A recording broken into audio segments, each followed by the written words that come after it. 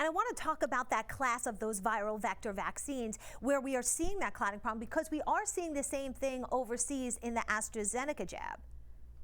That's right. And, as you and I were talking about before we went live here, there's life is full of risks, right? We've never been guaranteed a risk-free existence. When you blanket the world with vaccine or with any, intervention, you're going to have side effects. That's not to diminish the importance of the side effects and to say that the deaths from the potential side effect from these vaccines isn't tragic.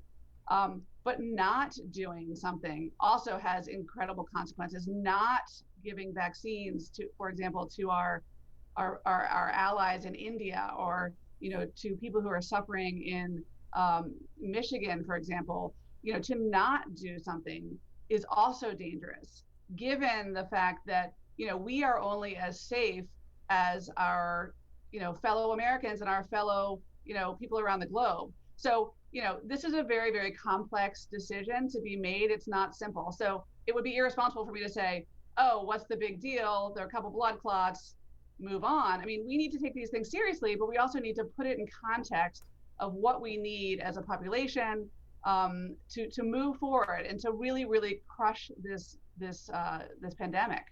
All right, I do want to just also mention the rate of blood clots with low platelets reported with Pfizer and Moderna are lower than expected for the general population. So at least there was some good news in that data. Yeah, I mean, let's face the facts here. The Moderna and the Pfizer and the J&J shots are all extraordinarily effective. They essentially take, I'm going to say essentially, they essentially take death and severe disease off the table. They reduce your risk of getting COVID-19 in a general way to 0.0005%. I mean, obviously there's nuance in there. Everybody's risk is different.